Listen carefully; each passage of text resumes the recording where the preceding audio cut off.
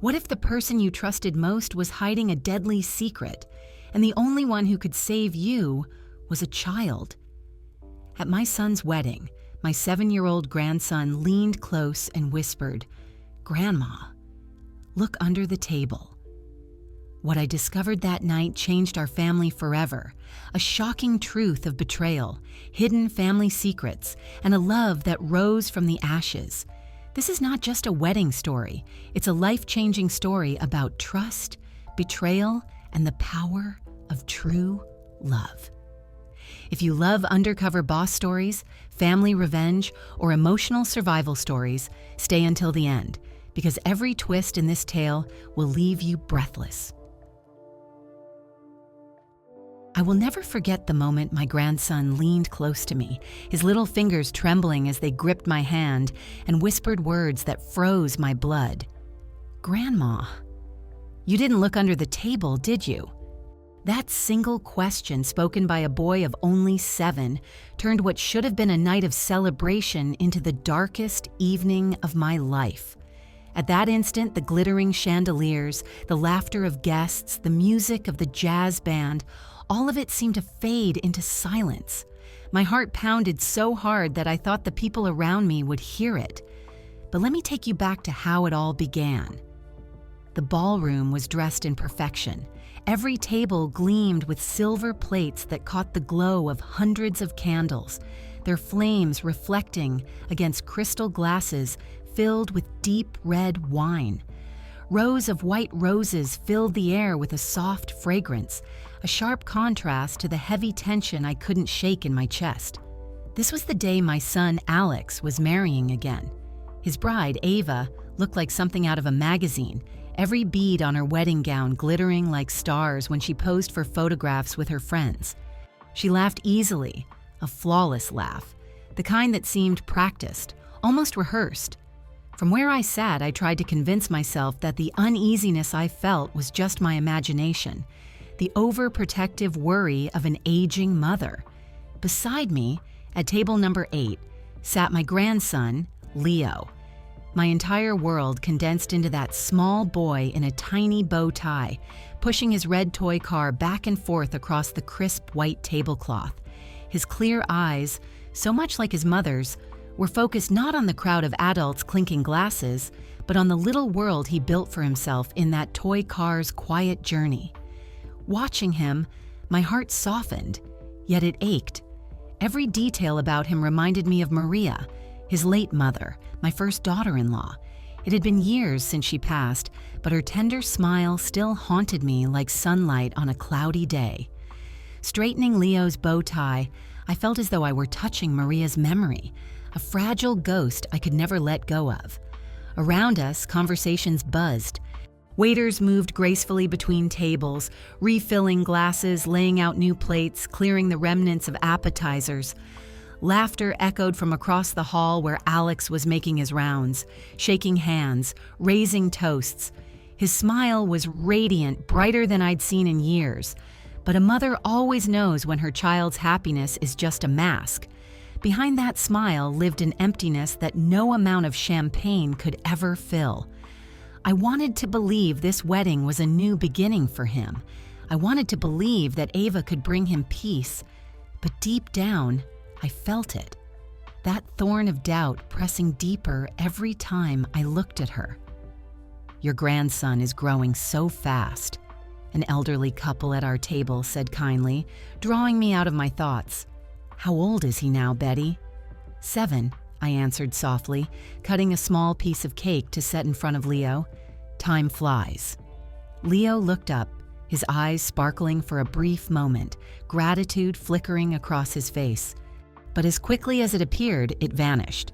He bent his head again, rolling the car along the cloth as though it were the only safe place left in this glittering hall. Then he stopped. The car froze under his hands. His eyes, round and far too serious for a child his age, lifted to mine. My stomach tightened. Something in that look, something beyond words, told me that whatever was coming would change everything. He grabbed my hand, His fingers were cold, like tiny pieces of ice pressed against my palm. In a voice so urgent it made my chest constrict, he whispered, "Grandma, I want to leave." Right now I bent toward him, stroking his shoulder gently, trying to steady my racing heartbeat. "What's wrong, my boy?" "Tell me." His lips quivered. He shook his head but then leaned closer, his breath hot and trembling against my ear. "Grandma, you didn't look under the table, did you?" The words sliced through me like a blade. For a second, the world tilted. The music blurred, the laughter dimmed, and all I could hear was the echo of his frightened whisper. I tried to smile to calm him. "It's all right, love." "Let me see." My voice was soft, steady, but inside me panic clawed to get out. Slowly, I reached for the white tablecloth. My hand shook as I pinched its edge, preparing to lift it. My breath came shallow. Leo's eyes locked on mine, pleading, filled with a terror far too old for a child. The ballroom glowed with candlelight, guests clinking their glasses in cheer. But as I pulled up the cloth, I felt as though I was opening the door to a nightmare, and then I saw it. The soft notes of the jazz band floated through the ballroom, mingling with bursts of laughter and the steady clinking of glasses. Waiters in crisp uniforms moved between tables with trays balanced effortlessly, pouring more wine, clearing empty plates, and serving canapes garnished with herbs. Everything shimmered with elegance, but beside me sat a boy who seemed to exist in another world entirely. Leo, my grandson, my fragile 7-year-old heartbeat. His little car had always been his safe haven, no matter where he was, whether in the living room at home or now in this hall of glittering chandeliers. He would push it back and forth, creating a private rhythm against the chaos around him. But tonight, something was different. Tonight, his movements were tense, his shoulders hunched as though he were bracing for a storm only he could see. I leaned close, brushing a strand of hair from his forehead. "Are you all right, sweetheart?" I whispered. He didn't answer. His car rolled forward once, twice, then stopped dead. Slowly, he lifted his gaze. For the briefest second, I saw a shadow of fear in his eyes. Fear in a child so young it was unnatural, a weight far too heavy for such small shoulders. My chest tightened. Across the room, Alex was glowing. My son, dressed in a navy suit that fit him like a second skin, moved with practiced charm from table to table.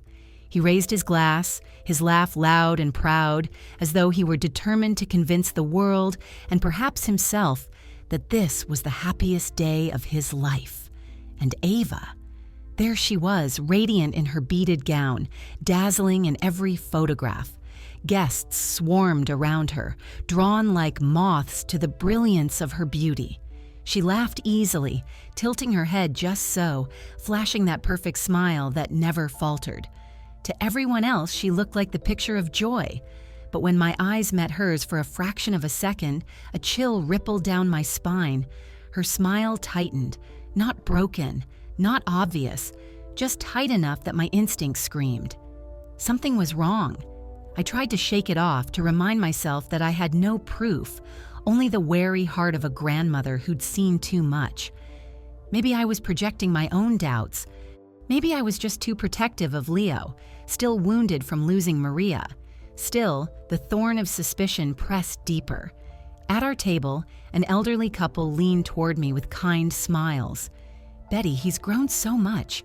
How old is he now?" 7, I replied softly, cutting a small piece of cake to place in front of Leo. Time flies. The boy glanced at the cake, his lips twitching as though he wanted to smile. He whispered a faint, "Thank you," then lowered his gaze, retreating back into his small world of silence. He picked up his toy car again, rolling it once across the table, then halting it mid-motion, his hands stiff. My grandmother's instinct flared. The noise around us continued, guests chatting, forks tapping against plates, the band sliding into a smooth saxophone solo. But to me, everything narrowed down to that boy and the tension radiating from his tiny frame. His eyes darted quickly toward Ava, then back to me. The air seemed to thicken. I reached for his hand. It was icy cold. He clutched me tightly, his little fingers digging into my skin with desperate strength. His breath shook as he whispered, "Grandma, I want to leave." Please, a jolt of panic surged through me. Children don't say things like that at weddings, not when they're surrounded by cake and laughter and sparkling lights. This wasn't a tantrum. This was fear. I leaned closer, brushing his hair, forcing calm into my voice. "What's wrong, my boy?" "Tell Grandma."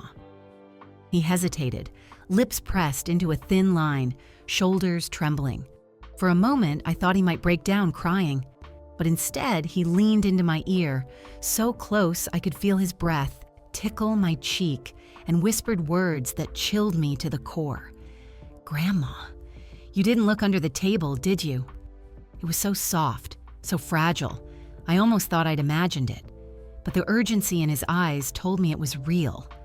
My throat went dry. Under the table? Why? My first thought was silly, that perhaps he'd dropped his toy car again. But no. His car was right there on the table, parked neatly near his plate as though he'd made sure it was safe. No, this was something else. I tried to keep my composure, stroking his hair gently, smiling as though everything were fine. "It's okay, sweetheart." "Grandma will look inside, though." My chest constricted. Each beat of my heart felt like a hammer against my ribs. My hands trembled as I reached for the edge of the pristine white tablecloth. Around us, the music played. The laughter of guests rose and fell. Glasses clinked in endless toasts. To everyone else, it was just another wedding moment. But for me, time slowed to a crawl. Leo's eyes, wide with fear, followed my every movement, and as I lifted the cloth, a shadow stirred beneath the table. The white tablecloth slipped through my trembling fingers as I lifted it, inch by inch, into the dim hollow beneath the table.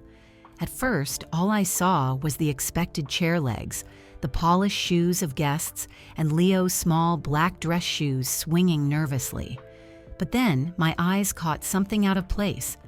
A small square of paper, folded neatly into quarters. It lay there in the shadows as if it had been waiting for me, hidden in plain sight.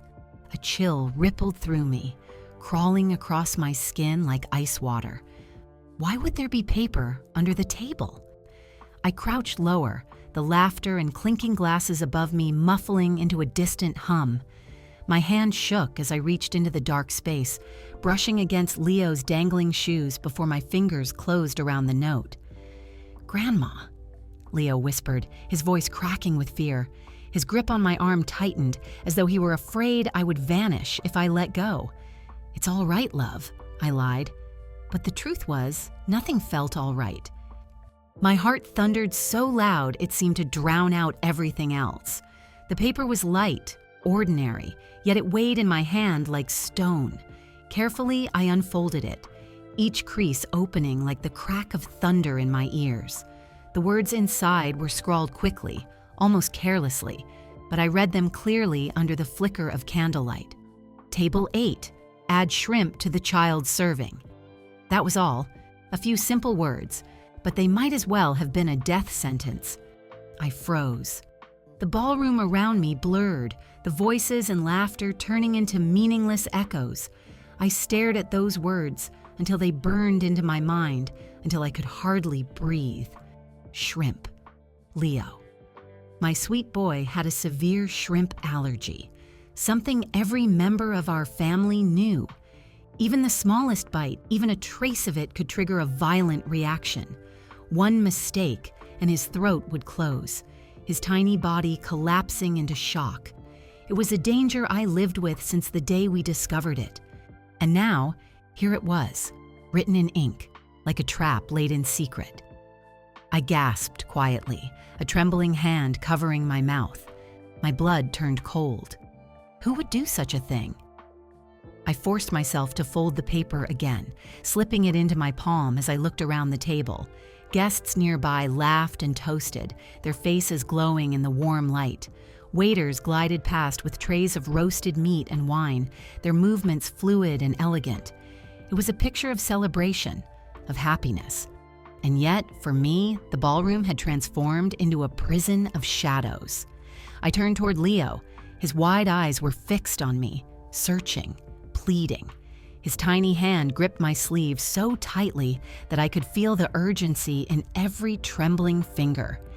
He didn't need to say a word.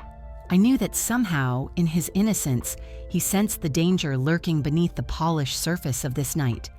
I pulled him close, hugging him against me, my arms protective, desperate. My pulse pounded in my ears as my thoughts spun. Could it be a mistake? Perhaps just an odd joke? Number? No one would joke like this. Not at a wedding, not about a child, and certainly not about Leo. I glanced across the room at Ava.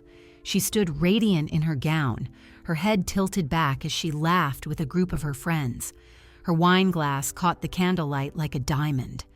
To everyone else, she looked flawless, beautiful, glowing, untouchable. But to me, something about her smile rang false, too sharp at the edges, too rehearsed. My stomach churned. Alex, my son, was nearby, still smiling, still toasting, unaware that his boy had just been targeted. I wanted to call him, to shout across the room, to tear apart the veil of false celebration. But I stopped myself. Not yet. Not until I knew for certain. My hands tightened around the folded paper. My skin prickled as though the ink itself carried venom. The laughter, the jazz music, the clinking glasses, they all pressed down on me, suffocating, mocking. I had lived through tragedy before. I had buried Maria. I had raised Leo when Alex was too broken to see beyond his grief. And now, after everything, after all those years of pain, someone dared to put my grandson's life in danger. The fury that burned in my chest nearly consumed me, but I forced myself to stay calm. I couldn't make a scene, not yet. Leo's safety came first. I needed to think, to act carefully. "Stay close to me, my love," I whispered to him, brushing his hair back. His little body trembled against mine, but he nodded, trusting me completely. Above us, the waiter announced the next course was being prepared. Plates clattered, aromas of roasted meat and herbs wafted through the air, and somewhere in that kitchen, shrimp was waiting to be placed on the plate of a child who could die from a single bite. I looked down at the note once more, squeezing it until the paper crumpled in my hand. This was no accident. This was a warning, and the person behind it was somewhere in this room. The paper in my hand trembled as though it carried a curse, but even as fear consumed me, memories surged forward, unbidden. The past crept in like a shadow, and I saw her face again. Maria, my first daughter-in-law, Alex's first love, Leo's mother. It was as if she were standing before me once more, smiling with that tender expression that could melt even the hardest of days. Her presence had always been a kind of sunlight, gentle, steady, nourishing. She never needed to raise her voice or demand attention. The warmth of her spirit filled every room she entered. I remembered those windy afternoons in the Phoenix suburbs, the scent of freshly cut grass, the rustle of leaves. I would visit their little home, a modest house with peeling paint on the porch rail, but laughter echoing through every corner. There was Maria, balancing a basket of vegetables she had just plucked from the garden, her smile glowing as she called to me, "Mom, Betty, try the chili I made." "Tell me if it's too spicy," she'd say, her voice lilting with pride. Inside, she'd set a warm bowl in front of me while Leo, barely learning to walk, tumbled around the living room, chasing a rubber ball with his giggles filling the air. Maria's hand would rest lightly on his tiny shoulder, her eyes soft with the kind of love only a mother can carry. Those were the days when I believed happiness was permanent, but life has a way of reminding us that nothing is. One night, Leo fell terribly sick. His little body burned with fever, his cheeks flushed crimson, his eyelids heavy with exhaustion. He didn't even have the strength to cry. Maria sat on the edge of the bed, holding him close, tears streaming silently down her face. "Mom," she whispered to me, her voice trembling, "I'm so scared." I placed a cool cloth on Leo's forehead, forcing my own voice to steady. "Don't worry, darling. He's strong. He'll pull through." But inside, I was terrified. I prayed through the night, watching the minutes crawl by until finally at dawn, his fever broke. He slept peacefully in Maria's arms while the sunlight painted her tear-stained cheeks with gold. She looked at me then, her lips curling into a weak smile. "Thank you, Mom. Without you, I don't know what I would have done." I squeezed her hand tightly, silently vowing that I would always protect them both, no matter what. I thought the flame of that little family would burn forever. But fate is cruel. The memory of that afternoon still crushes me. I was in my kitchen rinsing dishes when the phone rang.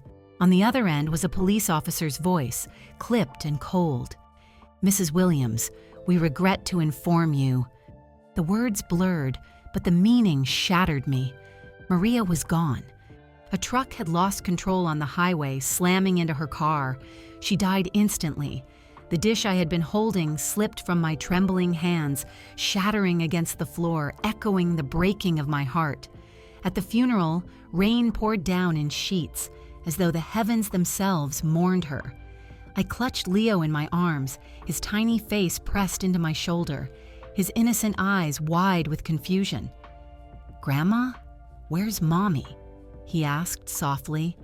I swallowed my tears, kissing his hair. "She's in a beautiful place now, my love." But inside, I felt ripped apart. Alex knelt at the coffin, shoulders shaking, silent sobs racking his body. His eyes were hollow, his soul fractured. From that day forward, he changed. He threw himself into work, leaving home early and returning late, as if the endless grind could fill the void Maria had left. But nothing could. And Leo, sweet little Leo, suffered the most. His chatter faded, replaced by silence. His once bright eyes dimmed, waiting for a miracle that would never come. He would crawl into my lap at night, clutching his toy car, whispering, "Tell me a story about Mommy." And I would. I told him how she sang lullabies while cooking, how she cut fruit into tiny shapes to make his favorite dessert. I told those stories through a trembling voice, not only to keep Maria alive in his memory, but to keep her alive in mine. Lucy, my adopted daughter, became part of that healing too. She brought coloring books, baked cookies, and sat with Leo for hours, teaching him letters, drawing pictures, laughing in ways that almost mended the silence. Sometimes I'd catch her looking at Alex with eyes full of something deeper than sibling affection. I never said a word, afraid to disturb the fragile balance of what remained. Those were the fragments of our broken family. And even as I sat in that glittering ballroom years later, clutching the damning note in my hand, those memories rose to the surface like ghosts. They reminded me of what I had already lost, of the love ripped from us too soon, and now someone was trying to take away what little I had left. My fingers curled around Leo's, his tiny hand trembling in mine. I could still hear Maria's laughter in my head, see her smile, feel her warmth, but reality was merciless. If I didn't act, I could lose him too, and I knew I would not survive that. I still remember the day Alex brought her home, the day Ava first crossed the threshold of our house and into our fragile family. It had been an ordinary afternoon. I was in the kitchen, my hands busy chopping vegetables, the familiar rhythm of preparing Leo's favorite tacos soothing me. The sun poured through the window, warm and golden, carrying with it the sound of sparrows chirping in the yard. For a moment, life felt simple. Then the door opened. "Mom!" Alex's voice rang out, carrying an energy I hadn't heard in years.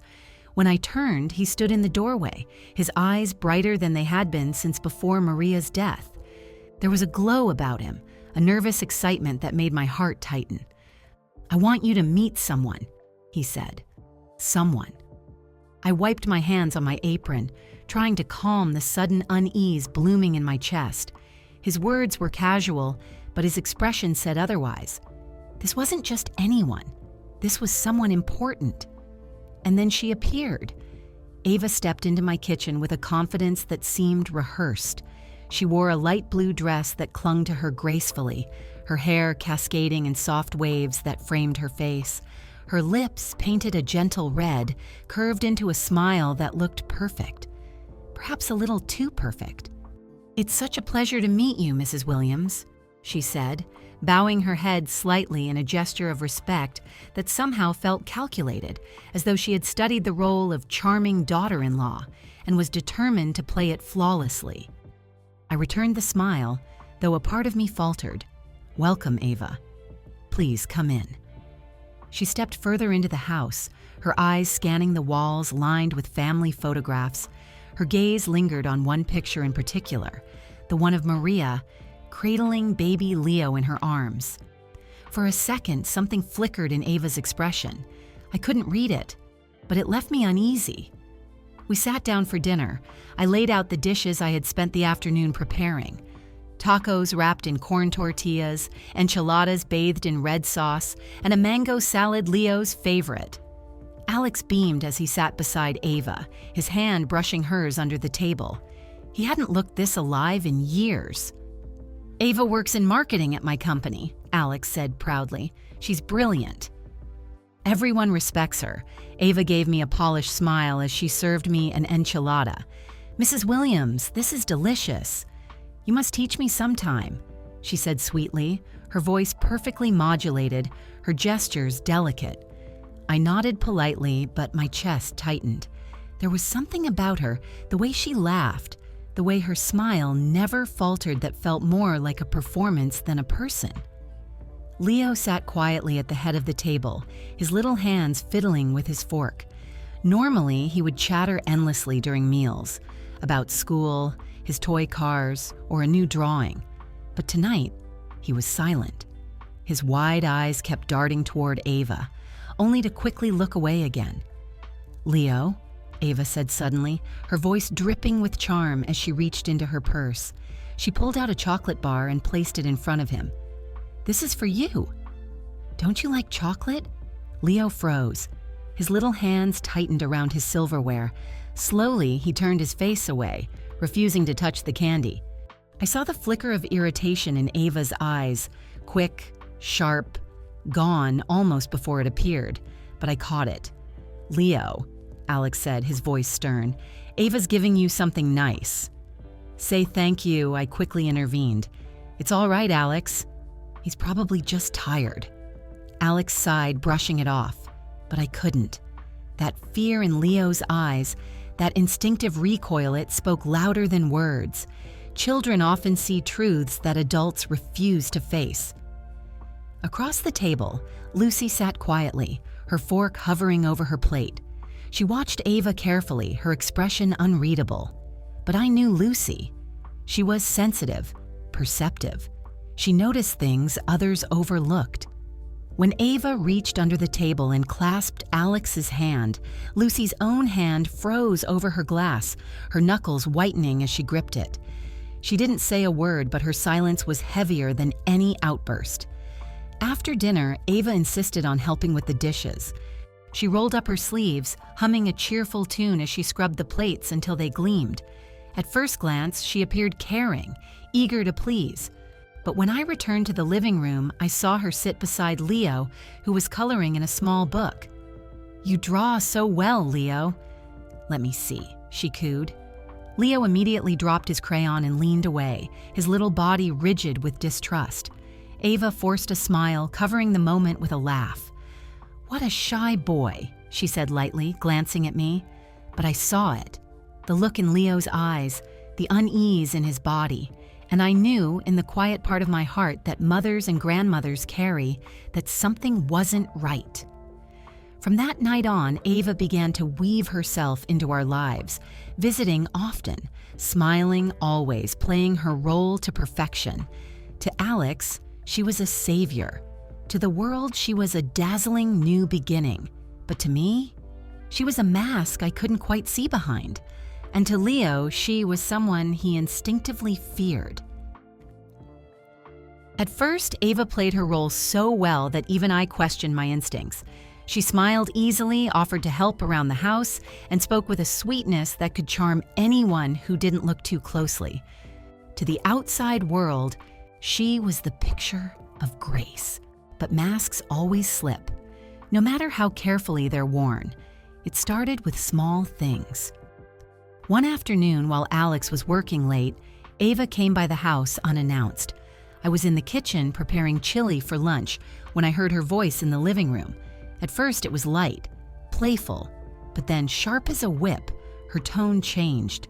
"Stay still, Leo. You're making a mess. You're a big boy now, but you act like a baby." I froze, the knife in my hand hovering over the onion. My stomach tightened. Her words weren't harsh enough to be shouted, but the venom in them was unmistakable. I dried my hands quickly and stepped into the living room. Instantly, Ava's voice shifted, as though she had flipped a switch. "Our Leo is so clever," she cooed, smiling at me as though nothing had happened. She pointed to the tower of wooden blocks Leo had stacked clumsily. "Look what he built." Leo's lips pressed into a thin line. His eyes found mine, wide and searching, as if pleading for me to see the truth. I smiled weakly, praising him. "Yes, sweetheart, you're very skilled." But inside, a thorn of unease pierced deeper. Maybe she wasn't used to children, I told myself. Maybe it was nerves, but the doubt lingered, stubborn and heavy. Another time, during a trip to the grocery store, Ava returned with Alex and Leo. I was in the yard when I overheard her irritated voice. "Leo dropped a whole bag of candy at the checkout and I had to pay for it." "What a clumsy boy," Alex frowned, turning to his son. "Leo, you need to be more careful. You're not a baby anymore." Leo lowered his head, twisting his little fingers together, shame written all over his face. His eyes darted toward me, filled with silent pleading. I stepped forward, placing a hand on his shoulder. "It's all right, love." It was just candy, but inside I burned with anger. What kind of woman scolds a child over something so small? Why did her patience run so thin, so easily?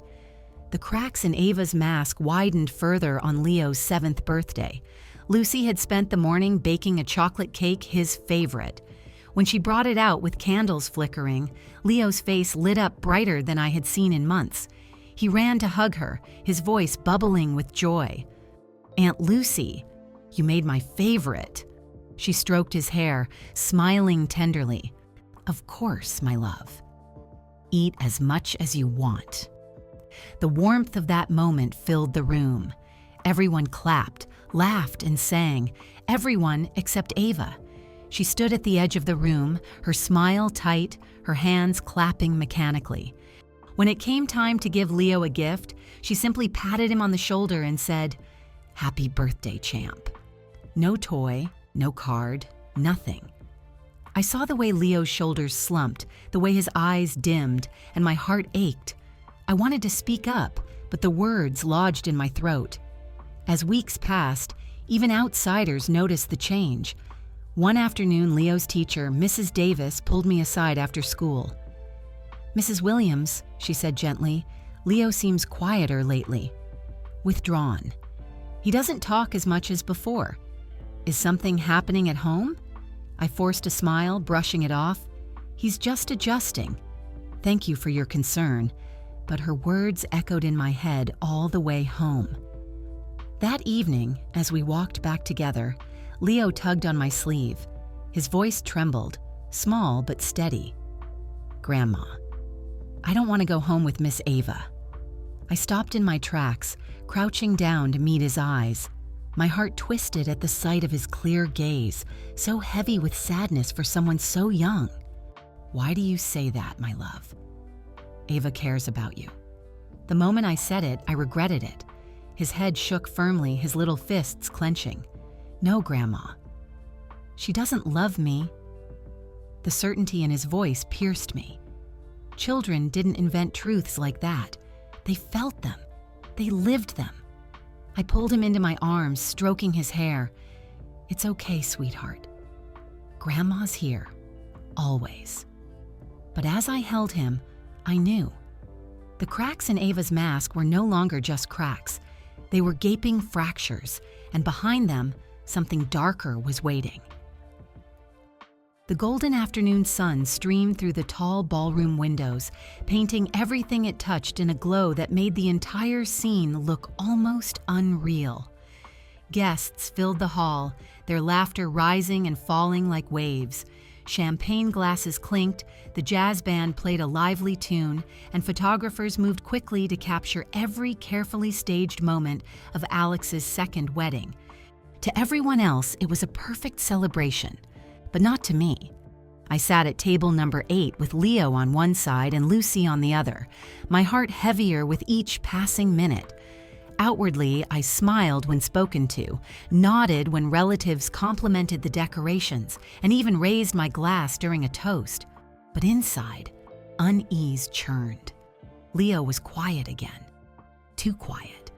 His little red toy car sat near his plate, untouched for a long while, until he finally pushed it gently with one finger. The tiny car rolled across the immaculate white tablecloth, then slipped over the edge, landing beneath the table with a dull clatter. Leo froze. I watched his eyes widen, his small body stiffen as though every muscle had locked. Without a word, he slid from his chair to retrieve it. But when he ducked under the table, he didn't come back up right away. Seconds ticked by. My pulse quickened. Then he emerged, pale-faced, clutching a folded piece of paper in his trembling hands. "Grandma," he whispered urgently, his voice so low I had to lean in close to hear. His eyes shimmered with fear. "We need to go." "Please, let's leave," my chest tightened, panic clawing at my ribs. "What is it, sweetheart?" I asked softly, trying to keep my voice calm. Instead of answering, he placed the paper into my hand. His tiny fingers were ice cold, clinging to mine as though I were the only thing anchoring him to safety. I unfolded it. The words scrawled inside were simple, almost careless, but they slammed into me like a hammer. "Table 8, add shrimp to the child's serving." My blood turned to ice. Shrimp. Of all things, shrimp. The one food that could end my grandson's life in an instant. I read the words again, hoping I was mistaken. But there it was, in black ink, undeniable. A direct instruction, a deliberate attempt. My vision blurred for a moment, the candlelight flickering across the page as if mocking me. Around us, the party continued laughter, clinking glasses, Ava posing for pictures in her dazzling gown, Alex smiling as though nothing in the world could touch him.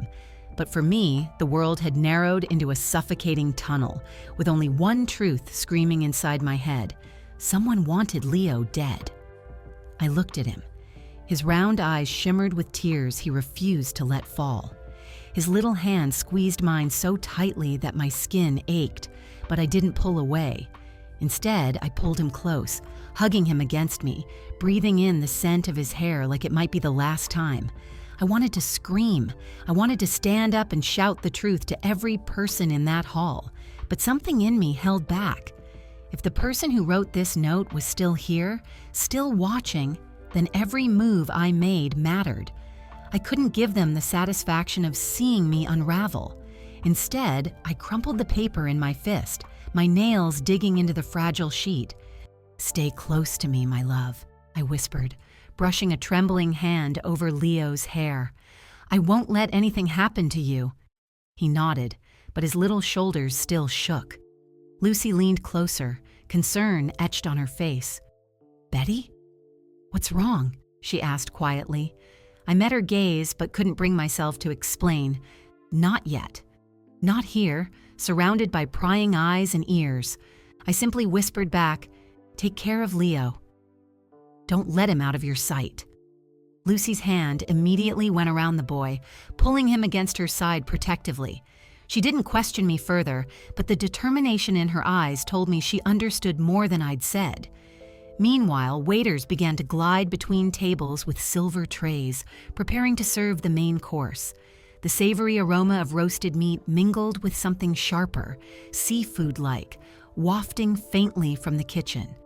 My stomach twisted. Time was running out. Every clink of silverware, every laugh, every note of music felt like a countdown ticking toward disaster. I scanned the room, my eyes darting from face to face, searching for any clue, any sign of guilt. Guests raised glasses in cheer, oblivious. Waiters smiled politely as they refilled drinks.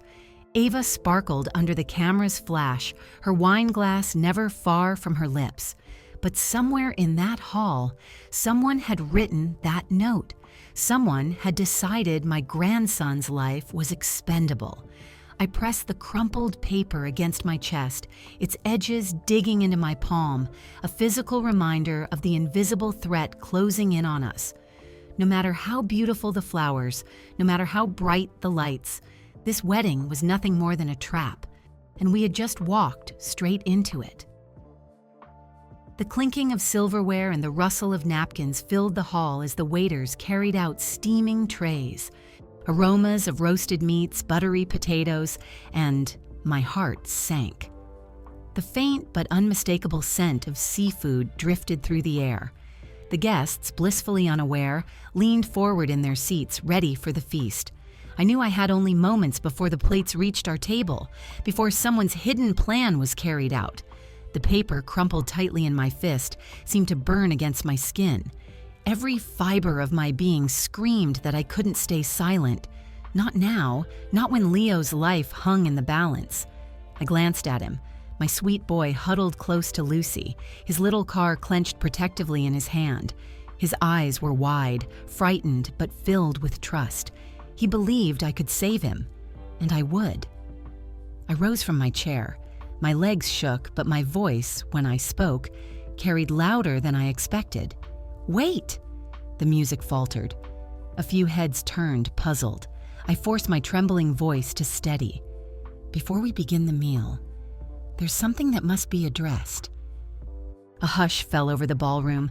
The laughter and chatter dissolved into silence as dozens of eyes swiveled toward me. I could feel the weight of their stares pressing down like 1,000 stones.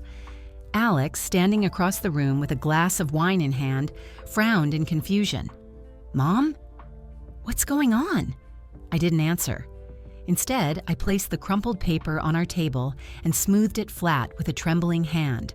Then, lifting it high for everyone to see, I let my voice ring clear. "Who wrote this?"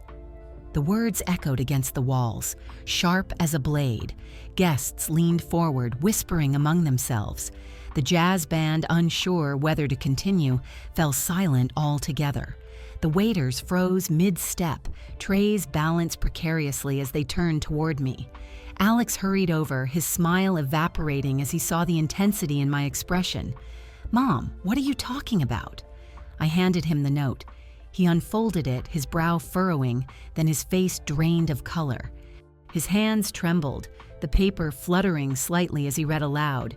"Table 8. Add shrimp to the child's serving." Gasps rippled across the room. Some guests clapped their hands to their mouths. Others shook their heads in disbelief. A murmur swelled, low and shocked. Alex turned to me, his voice unsteady. "What does this mean?" "It means," I said, my voice trembling with fury, "that someone in this room tried to poison my grandson. Leo is deathly allergic to shrimp. One bite could kill him." A heavy silence fell, broken only by the faint clinking of a spoon someone dropped onto a plate. Ava's voice cut through the tension like a polished dagger. "Surely this is some kind of mistake," she said, her perfect smile faltering just slightly. She stepped forward, her gown glittering under the chandeliers. "It's a wedding, Betty. Maybe it's a prank, or a misunderstanding. There's no proof who wrote it." Her tone was sweet, almost pitying, but I caught the flicker of panic in her eyes. My blood boiled. "This is not a prank," I snapped, my voice sharp enough to make even the jazz musicians flinch. "This is an attempt on a child's life." The room erupted into whispers. the sound swelling like a wave crashing against rocks. Who would do such a thing? At a wedding? That poor boy. Alex looked torn, his eyes darting between me, Leo, and Ava. His mouth opened, but no words came out. Ava let out a small laugh, forced and brittle. Betty, with all due respect, you've been under so much stress. Everyone knows you're protective of Leo, but to accuse someone here at your son's wedding without proof. She placed a delicate hand on Alex's arm. Darling, please. She's just overwhelmed. Overwhelmed, I shot back, my voice rising.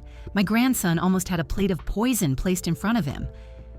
At that, Lucy stood up abruptly, her chair scraping loudly against the polished floor. She clutched Leo to her side, her eyes blazing. Enough, Ava! Her voice cracked, not with weakness, but with restrained fury. The ballroom froze. Lucy stepped forward, her fists clenched. Her words cut through the air like ice. You can play the perfect bride all you want, but we see you. You wanted to hurt him. You wanted to hurt Leo, gasps echoed again. Guests turned, staring at Ava with a mix of disbelief and dawning suspicion. Ava's mask cracked. For just a second, the sweetness fell away, replaced by something cold, sharp, and venomous. Then she laughed again, higher this time, almost desperate. Lucy, you're jealous. That's all this is. Jealousy, twisting your imagination. Lucy's hand shook, but her voice remained steady. Jealous? Number. Protective. She pulled Leo closer, shielding him with her body. If you think I'll let you near him again, you're wrong. The ballroom descended into chaos. Guests whispered, argued, some demanding answers, others staring at Ava as though seeing her for the first time. And through it all, I stood with the crumpled note in my hand, my heart pounding like a war drum. The truth was out. The trap had been exposed, but the battle for my grandson's life had only just begun. The ballroom had never been so silent. It was as though the chandeliers themselves had frozen mid-glow, waiting for what would happen next. Every eye was fixed on me, on Leo, on Ava. Our little table had become the stage of an unfolding nightmare. I gripped the note in my hand, my knuckles white. This isn't an accident, I said, my voice trembling but fierce. This was written, delivered. Someone in this room tried to take my grandson's life. A wave of whispers rippled through the guests, spreading like wildfire. Alex ran his hand through his hair, looking lost. Mom, who would do such a thing? His gaze darted to Ava, then away again, as though he couldn't bear to let suspicion land where his heart still clung. I turned to the waitstaff gathered nervously near the wall. One of you brought this note to the kitchen, didn't you? They exchanged uneasy glances. Finally, a young man with kind eyes stepped forward. His face had drained of color, his hands trembling as he wiped them on his apron. Yes, ma'am, he stammered. It was me. The room seemed to hold its breath. What's your name? I asked firmly. David, he whispered. David, tell them what happened, I urged. He swallowed hard, his eyes flicking nervously toward Ava before returning to me. I was handed this note. A woman gave it to me, told me to pass it to the chef, no questions asked. I didn't know what it said until now. I swear. His voice cracked, heavy with guilt. A collective murmur rose from the guests. Heads turned, eyes narrowed. Who gave it to you? I pressed. Say it, David. His mouth opened, closed. His throat bobbed as though the words were caught there. I don't know her name, he finally whispered. But she was sitting at one of the front tables. She looked like... He hesitated, glancing again toward Ava, his fear plain for all to see. Enough! Ava's sharp voice cut through the room. She stepped forward, her perfect smile gone, her face rigid. This is absurd. Some waiter loses a scrap of paper and suddenly I'm accused of murder? Really? Her laugh rang hollow, brittle, more like a scream disguised as humor. You see, she said, turning to the guests, her eyes wild. This is nothing but paranoia. Betty is overprotective, and Lucy, she shot a glare at my adopted daughter, is jealous. That's all. This is Lucy's jaw clenched. She didn't move, still holding Leo tightly, her eyes fixed on Ava with icy determination. But before I could speak, another voice broke through the chaos. A trembling, tearful voice. I can't keep quiet anymore. The room shifted as all eyes turned toward the sound. Gloria. Ava's younger sister, barely 18, sat at a nearby table, her face pale, her hands shaking violently as she rose to her feet. Tears streamed down her cheeks, smudging her makeup. It wasn't David's fault, she sobbed.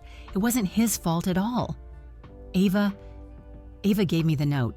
She told me to hand it to the waiter. The room erupted. Gasps, shouts, shocked exclamations filled the air like a storm breaking. I felt the floor tilt beneath me. My chest tightened, the confirmation both a relief and a dagger. Ava's face twisted, her mask shattering completely. "Shut up, Gloria!" she screamed, her voice shrill, echoing through the hall. "How dare you lie about me? How dare you betray your own sister?" But Gloria shook her head desperately, her whole body trembling. "I didn't know what it said. I swear. I didn't know. You just told me to pass it along." A hush fell, heavier than before. Every guest now stared at Ava, their gazes sharp, condemning. The whispers turned to accusations. She tried to hurt a child? On her own wedding day? What kind of monster? Ava's chest rose and fell rapidly, her breath ragged. She looked around wildly, searching for someone, anyone, to defend her. But no one spoke. Alex staggered back a step, his face ashen. His lips parted, but no words came. His gaze darted between Ava and Leo, between the woman he had chosen and the boy he had sworn to protect. The agony in his eyes nearly broke me. Ava pointed a shaking finger at her sister. "She's lying. She's jealous of me, always has been. This is her way of ruining my day, of stealing attention." "No!" Gloria cried out, her voice raw with desperation.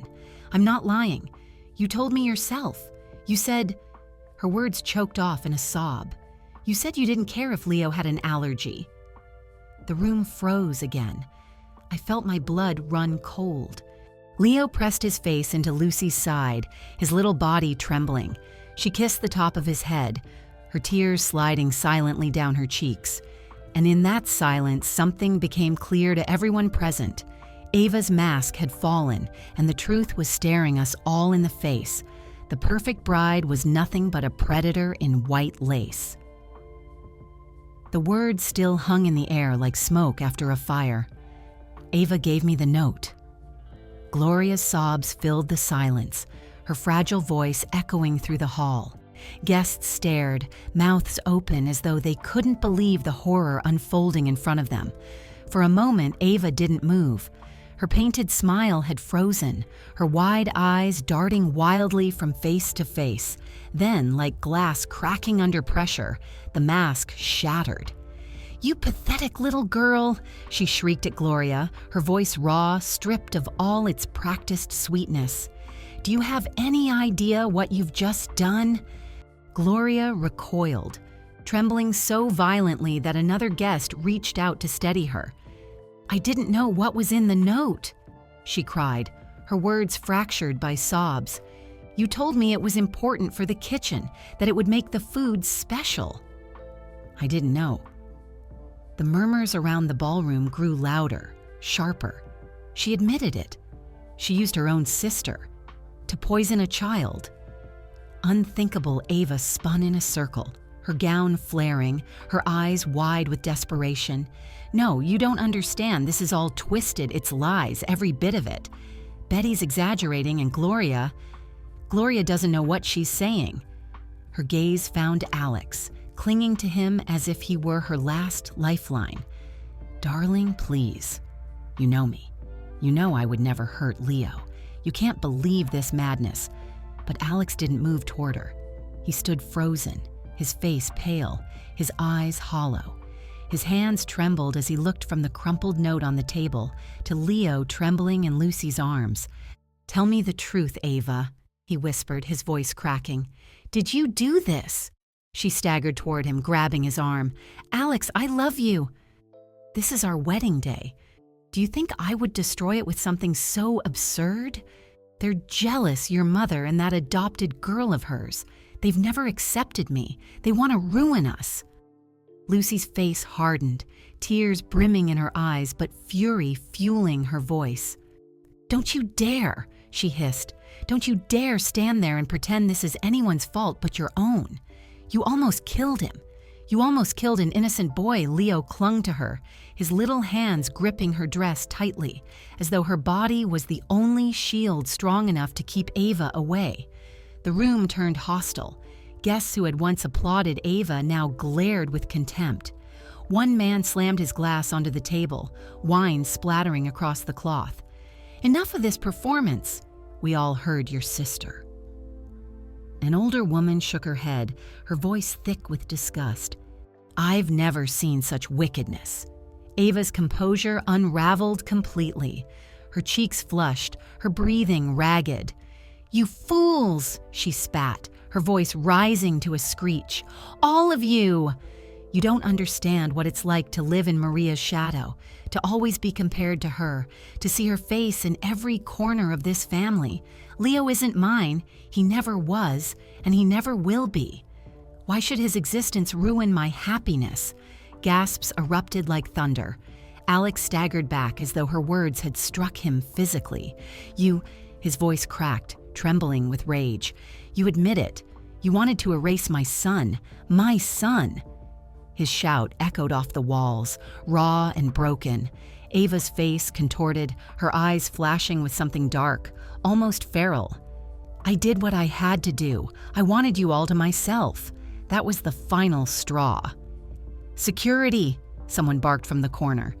Two hotel staff members in dark suits stepped forward, their expressions grim. "Ma'am," one said firmly, "please come with us."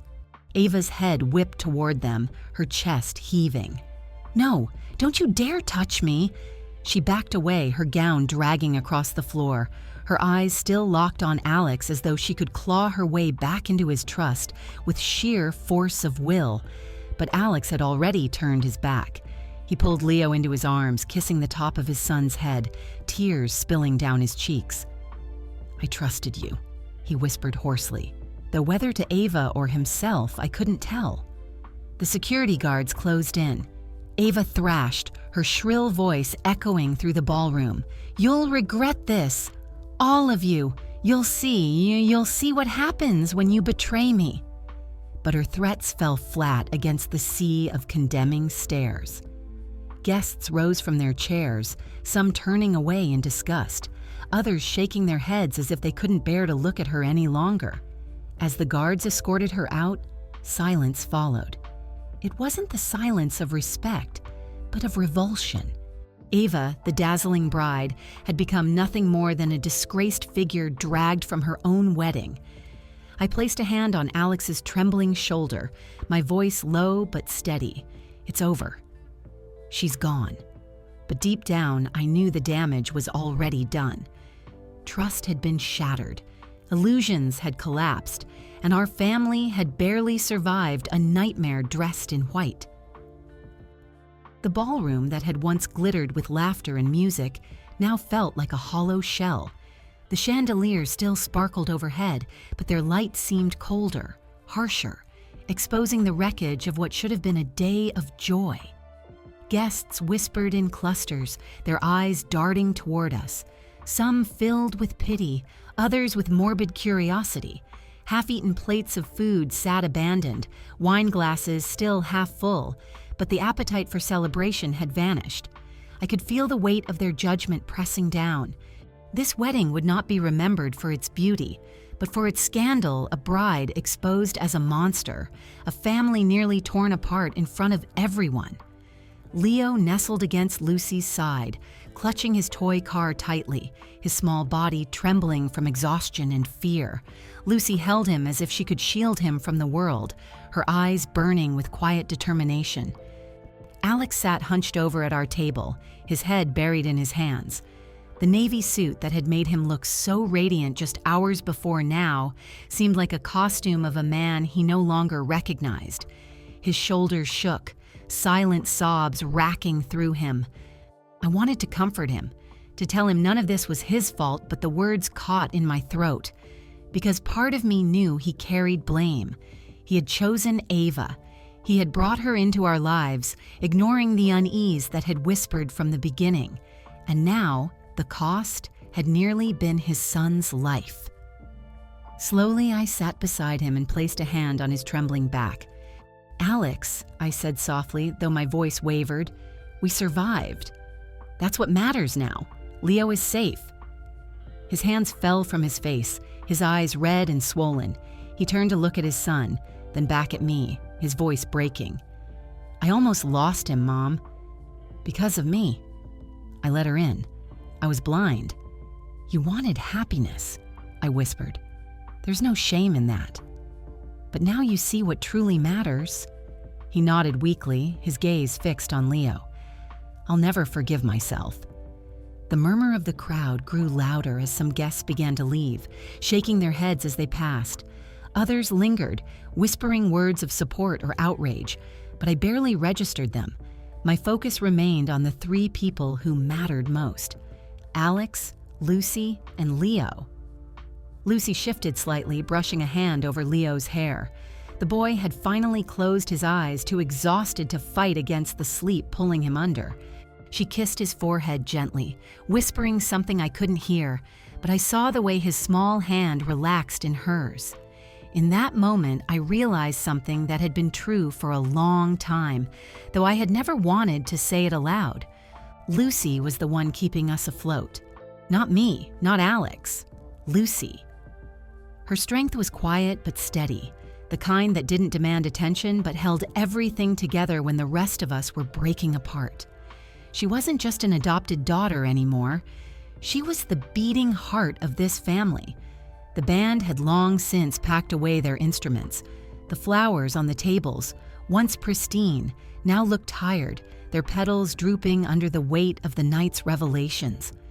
Waiters moved silently, clearing plates, but their eyes flicked toward us with sympathy. Finally, Alex rose to his feet, still unsteady but with a new firmness in his jaw. He looked at the remaining guests, his voice hoarse but clear. "I want to thank you all for being here tonight," he said. "I'm sorry this day turned into what it did. But I ask you not to think of my family with pity. Think of us with respect for standing against something evil, for choosing truth over appearances." His words hung heavy in the air. Some guests nodded solemnly, others looked away, uncomfortable. But it didn't matter. For the first time that night, Alex sounded like a man reclaiming his voice. When he sat back down, Lucy reached across the table and took his hand. He flinched slightly, as though the gesture startled him, but then he let her hold it. And for a moment, I saw the faintest flicker of warmth return to his eyes. I leaned back, exhausted, my heart aching but steadier than before. Ava's departure had left a wound, but perhaps it was also a cleansing cut, a removal of poison that had long threatened to destroy us. As the ballroom emptied, the four of us remained. A broken family, yes, but not defeated. The night had shown us the worst. Now it was time to begin searching for the pieces of ourselves we had lost. The weeks after the wedding felt like walking through the aftermath of a storm.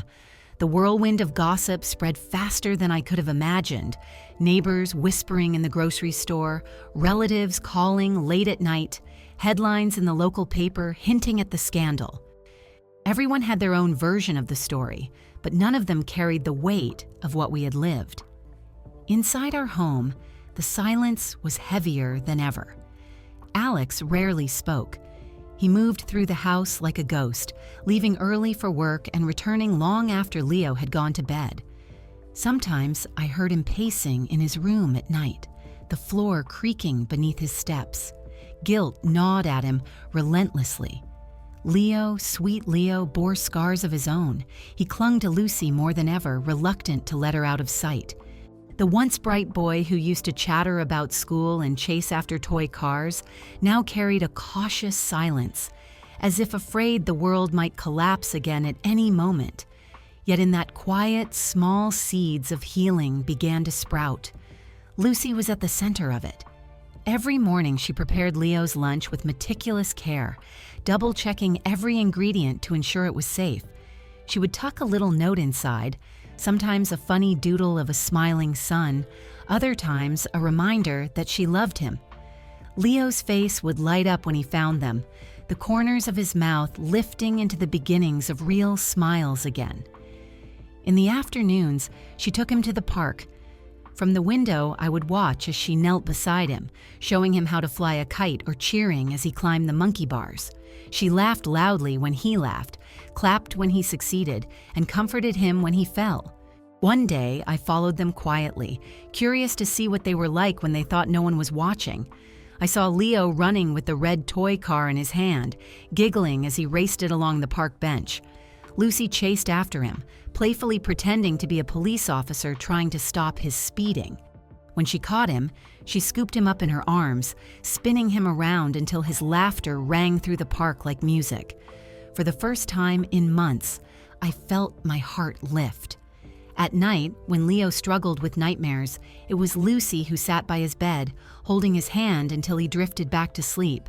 Sometimes I would peek into the room and see her curled up in the chair, her eyes heavy but her hand never leaving his. I had always loved Lucy like a daughter, but in those moments I realized something deeper. She wasn't just helping us survive. She was teaching us how to live again. Alex noticed it too. At first, he watched her from a distance, guilt clouding his eyes. But gradually, I saw his expression change. When she laughed with Leo, his face softened. When she scolded him gently for working too late, his lips twitched with the ghost of a smile.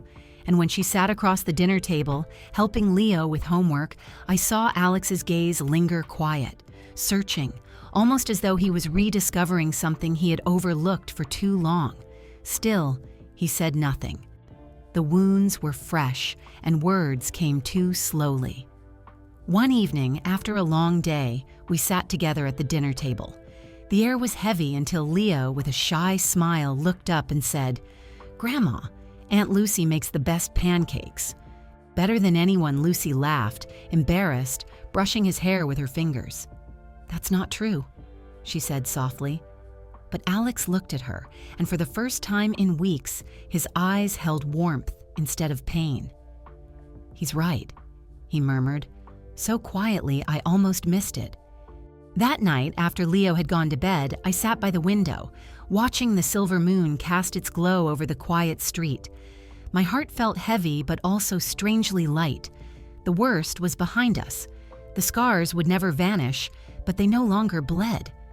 I thought about Ava, her cruelty, her lies, her collapse, and then I thought about Lucy. The contrast was stark. One had nearly destroyed us. The other was quietly saving us, piece by piece, day by day. Perhaps this was what renewal looked like. Not grand gestures or sweeping promises, but small acts of love that built a bridge out of darkness. And as I watched the kite Leo and Lucy had flown earlier that day, still tangled in the branches of a tree, I knew something with certainty. We had survived the storm. And though the sky was not yet clear, the first light of a new dawn had begun to shine. Love has a strange way of finding its path, even through the ruins of heartbreak. After Ava's betrayal, Alex seemed like a man hollowed out, his joy extinguished, his trust shattered. But as weeks turned into months, I began to see faint flickers of warmth return, like embers refusing to die. And more often than not, those embers glowed when his eyes rested on Lucy. At first, he resisted. He buried himself in work, long hours at the office, endless projects that kept him away from home. But no matter how late he returned, he always found Leo asleep in his bed, clutching the red toy car, and Lucy asleep in the chair beside him, her hand still holding the boy's. That sight broke something inside him. He confessed it to me one evening, his voice heavy with shame. "Mom, I don't deserve her," he whispered. "I failed Leo once. I can't drag Lucy into my brokenness, too." I placed my hand over his, squeezing gently. "Love isn't about perfection, Alex. It's about who stands beside you when everything else falls apart. And you know as well as I do, Lucy has never once left." He didn't answer, but the flicker in his eyes told me he heard me. Lucy never sought attention, never demanded gratitude. She simply gave her time, her care, her patience. She became Leo's anchor, but also Alex's quiet salvation. One Saturday morning, I watched from the porch as Alex stood in the yard with them. Leo ran circles around the two of them, his toy car zooming in his hand. Lucy bent down, laughing, showing him how to build a ramp out of cardboard so the car could jump. Leo squealed with delight, clapping his hands. Alex stood nearby, arms folded, a soft smile tugging at his lips. He looked at Lucy as though he were seeing her for the first time, not just as the adopted daughter I had raised, but as a woman, strong and luminous in her own quiet way. Later that day, as they cleaned up, I caught a fleeting moment. Alex reached to take the cardboard from her hands. Their fingers brushed, and though Lucy quickly pulled back, her cheeks flushed pink, the silence between them was thick with something unspoken. That night, as I tucked Leo into bed, he looked up at me with those innocent, piercing eyes and asked, "Grandma, can Aunt Lucy be my mommy now?" The question pierced my heart. I kissed his forehead gently and whispered, "Maybe one day, sweetheart." Maybe one day it wasn't just Leo who saw it. I saw it too. Everyone who spent more than a moment with them saw it. The bond growing, unspoken but undeniable. Yet Alex fought it. Guilt weighed on him like a chain. He often stayed quiet at the dinner table, stealing glances at Lucy but never speaking what lingered on his lips. Lucy, for her part, kept her distance. She continued her role as caregiver, never overstepping, never hinting at more. But her eyes betrayed her. Whenever Alex entered the room, her gaze softened before she quickly looked away. One evening, the three of them sat together in the living room. Leo was coloring with crayons on the floor, humming softly to himself.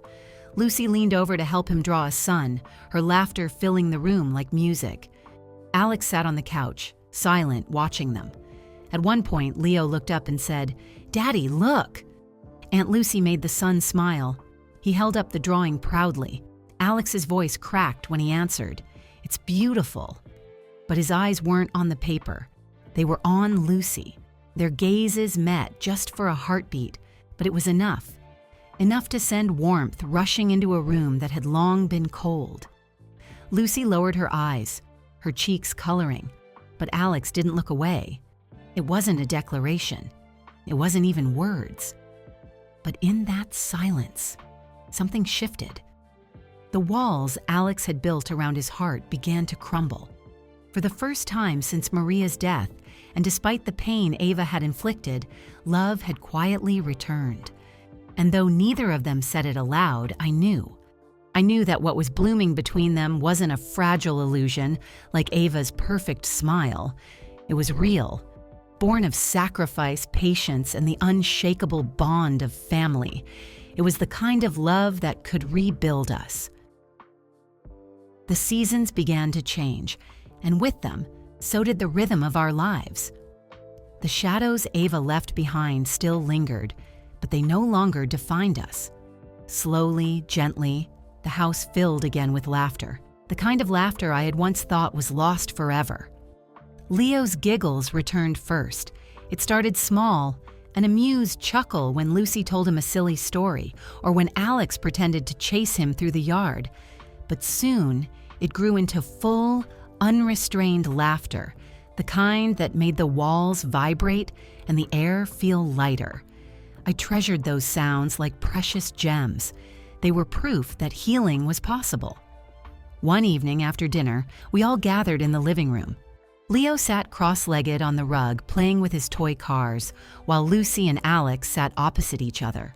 Their conversation was light about work, about school, about little things that shouldn't matter, but somehow did. Then Leo's small voice broke through. "Daddy?" Alex looked up. "Yes, son." Leo paused, his tiny hands gripping the toy car tightly. His eyes were wide and serious in a way that only children can be when they decide to speak truth. "Can Aunt Lucy be my mommy now?" The room fell silent. Lucy froze, her cheeks flushing pink. Her lips parted, but no words came. She looked at me, almost pleading for help, but I stayed quiet. This was not my moment to answer. It was Alex's. Alex's face crumpled, his eyes glistening. He leaned forward, taking his son's little hands in his. "Leo," he whispered, his voice trembling, "I don't deserve to answer that. But if there's anyone who deserves to be your mommy, it's her." Lucy gasped softly, shaking her head. "Alex, don't..." But Alex didn't let her finish. His gaze locked onto hers, raw and unguarded. "Lucy, I've been a fool. I let grief blind me. I let Ava into our lives when I should have listened to my instincts, when I should have listened to you. I almost lost Leo because of my mistakes." His voice cracked, his shoulders trembling. "But through everything, you were there. You've always been there. Not just for Leo, for me too." Tears shimmered in Lucy's eyes. She opened her mouth to protest, but he reached across the table and took her hand. "I don't want to hide how I feel anymore," he continued. "I care about you, Lucy. More than I ever realized. You're not just family. You're the reason we're still standing. You're the one who brought the light back." Leo looked between them, a hopeful smile spreading across his little face. "Please, Aunt Lucy. Please say yes." Lucy pressed her free hand against her chest as though to steady her racing heart. "Alex," she whispered, "this isn't simple. I was adopted into this family. I've loved Leo like my own, yes, but..." She hesitated, glancing at me. "What about your mother? What about what people will say?" All eyes turned to me. I leaned forward, my voice gentle but firm. "Lucy, listen to me. Family isn't about blood. It's about love, about who stays when the world falls apart. You've been more of a mother to Leo than anyone could ask for. And as for me..." I reached out, touching her hand. "I would be honored to call you my daughter, in every way that matters." Her tears spilled over then, running down her cheeks in glistening streams. Alex moved to her side, kneeling before her, his hand still clutching hers. "Lucy, I don't expect an answer tonight. I don't expect you to fix what I broke. But if you'll let me, I want to build something real with you. For Leo. For us. For the family we can be." For a long moment, the room was silent except for the faint ticking of the clock on the wall. Then, with a trembling smile, Lucy squeezed his hand back. "Yes," she whispered, "not just for Leo." For us, Leo squealed with joy, throwing his little arms around both of them. Alex laughed through his tears, pulling Lucy and Leo into a tight embrace. I sat back, my heart swelling with a warmth I hadn't felt in years. It wasn't perfect. The scars of betrayal and loss would always remain. But in that moment, watching my son, my grandson, and my daughter by choice, embracing in the glow of the living room light, I realized something profound. We weren't broken anymore. We were reborn. And this time, the love that held us together was not fragile or false. It was forged in fire, tested by betrayal, and strengthened by truth. A family not by chance, but by choice. A family reborn. By the end, the truth was undeniable. Betrayal had been unmasked, a child's life had been saved, and from the ruins of heartbreak, a new family was born. It wasn't the dazzling wedding dress or the perfect smile that defined love.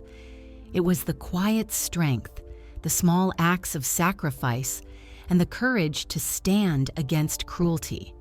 Tonight, I want you to carry one truth with you. Family isn't only who we're born to. It's who chooses to stay, to protect, and to love, even in the darkest storms. So tell me, if you were in my place, would you have stayed silent or spoken up against the darkness, even when it shattered everything? Share your thoughts in the comments, I promise. Your voice matters. And don't forget, sometimes it's in the moments we fear the most that we find the courage to fight for the ones we love. Because in the end, love always writes the final chapter.